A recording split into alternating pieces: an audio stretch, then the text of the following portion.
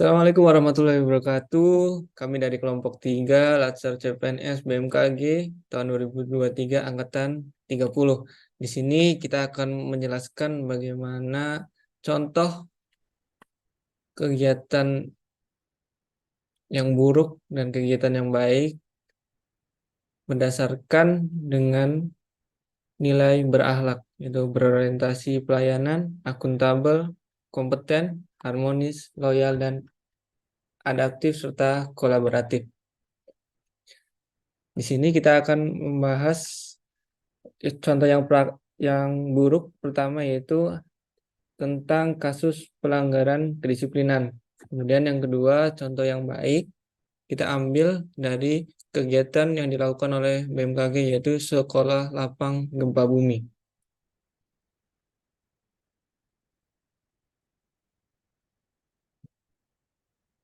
Yang pertama yaitu pelanggaran kedisiplinan. Kasus pelanggaran kedisiplinan yang dilakukan oleh sejumlah ASN yang terjadi di Gunung Kidul.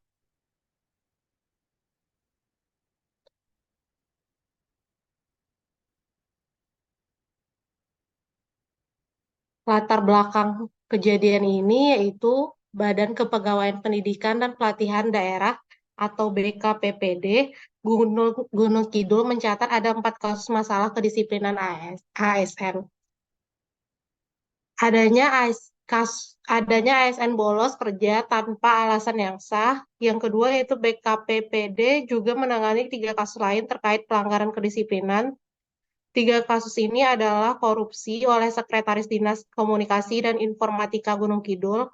Yang kedua dugaan pelecehan seksual oknum guru dan kasus dugaan nikah siri oleh guru P3K. Semua pelanggaran ini termasuk pelanggaran berat. Alasan pelaku melakukan Alasan pelaku melakukan pelanggaran tersebut adalah ketidaktahuan pelaku terhadap aturan yang ada. Hal ini tertuang dalam Peraturan Pemerintah Nomor 94 Tahun 2021. Apabila 10 hari beruntun tidak masuk kerja tanpa alasan, maka bisa diberhentikan. Baik, yang kemudian yaitu dilakukan analisis menggunakan metode Fishbone untuk kasus dari pelanggaran kedisiplinan ASN di Gunung Kidul tersebut. Yang diambil contoh yaitu dari kasus bolos kerja tersebut. Adapun analisis ini bertujuan untuk merinci faktor-faktor yang dapat mempengaruhi terjadinya pelanggaran kedisiplinan dengan fokus pada perspektif nilai-nilai berakhlak, yaitu berorientasi pelayanan, akuntabel, kompeten, harmonis, loyal, adaptif, dan kolaboratif. Melalui metode Fishbone akan diuraikan faktor-faktor yang mungkin berkontribusi terhadap pelanggaran tersebut dalam setiap kategori yang relevan.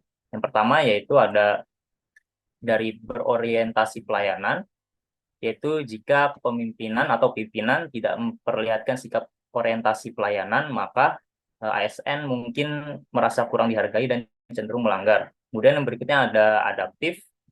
Kekurangan adaptabilitas dapat membuat ASN merasa kesulitan mengatasi tantangan dan akhirnya melakukan pelanggaran. Berikutnya ada dari kompeten. Jika ASN kurang kompeten dalam melaksanakan tugasnya, ini akan berdampak pada motivasi yang rendah sehingga melakukan pelanggaran. Berikutnya ada dari harmonis. Jika lingkungan kerjanya tidak harmonis, maka ASN tersebut mungkin merasa tidak termotivasi untuk patuh kepada aturan dan tata tertib. Berikutnya ada dari loyal. Kurangnya loyalitas terhadap organisasi dapat mengurangi rasa tanggung jawab ASN terhadap pekerjaan dan peraturan. Selanjutnya, akuntabel.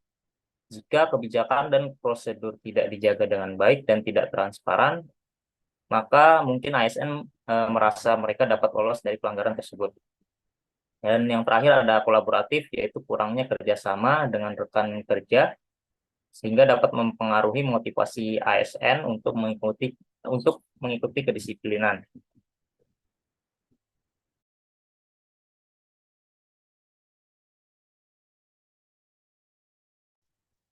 Yang selanjutnya yaitu rekomendasi pencegahan agar pelanggaran tersebut tidak terulang kembali.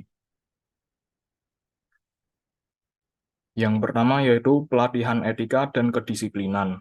Pelatihan ini dapat membantu membangun pemahaman yang kuat tentang pentingnya kedisiplinan dan dampak positifnya terhadap organisasi. Kemudian, peningkatan kualitas pekerjaan. ASN yang merasa terlibat dan memiliki peluang untuk mengembangkan diri cenderung lebih berdedikasi dan cenderung kurang melanggar disiplin. Kemudian, penghargaan untuk kedisiplinan. Membuat program penghargaan untuk ASN yang menunjukkan kedisiplinan tinggi. Penghargaan tersebut dapat berupa pengakuan, insentif, atau peluang pengembangan. Yang berikutnya yaitu kampanye kesadaran. Melakukan kampanye yang konsisten dan berkelanjutan tentang pentingnya kedisiplinan dalam mencapai tujuan organisasi. Mengedukasi ASN tentang konsekuensi negatif dari pelanggaran dapat membantu meningkatkan kesadaran. Lalu, pemantauan teknologi. Menggunakan teknologi untuk memantau kehadiran dan kinerja ASN secara otomatis. Yang berikutnya, mekanisme pengaduan dan saran. Mendirikan mekanisme yang mudah diakses bagi ASN untuk mengajukan keluhan, saran, atau masalah terkait kedisiplinan. ASN yang merasa didengar dan dihargai lebih cenderung berpartisipasi dalam menciptakan lingkungan yang lebih disiplin.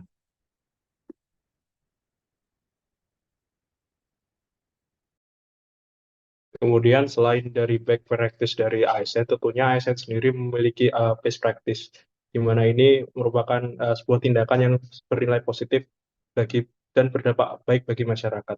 Salah satunya adalah sekolah lapang gempa bumi atau sekolah lapang geofisika yang diselenggarakan oleh BMKG.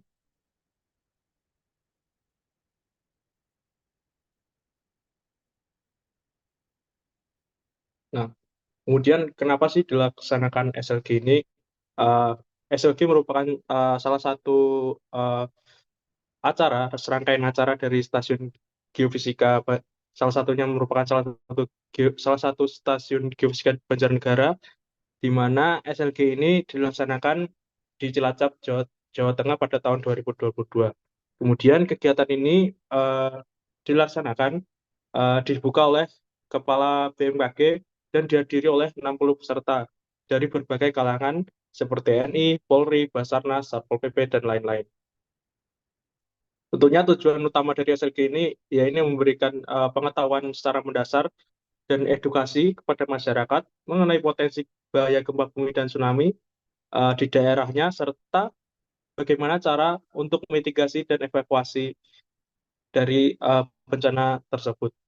Kemudian juga menyiapkan masyarakat yang sigap untuk melaksanakan mitigasi serta menyiapkan masyarakat untuk mendapatkan pengakuan dari UNESCO sebagai masyarakat yang tsunami ready community. Kemudian pelaksanaan SLG ini juga mencakup pemberian informasi, pembelajaran, serta interaksi langsung dengan para pesertanya.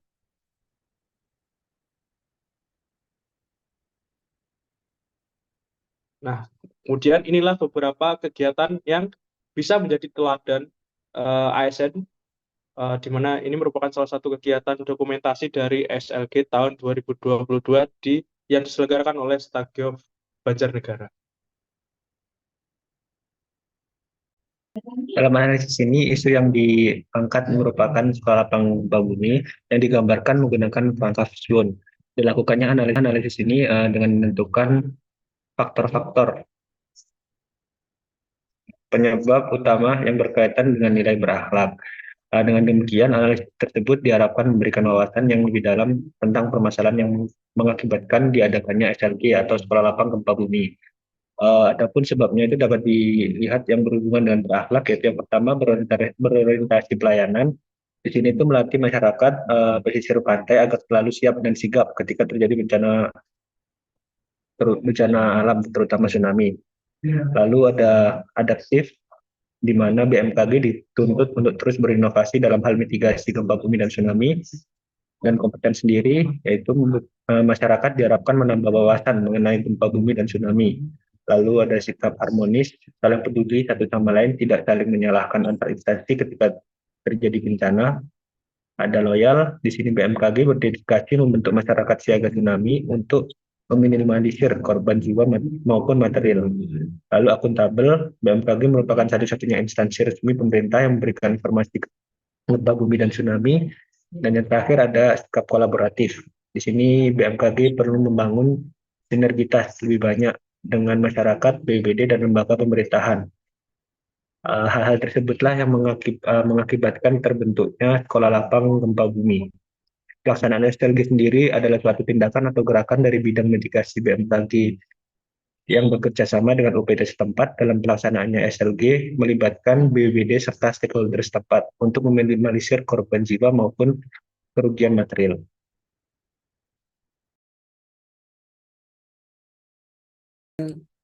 Yang bisa kami sampaikan.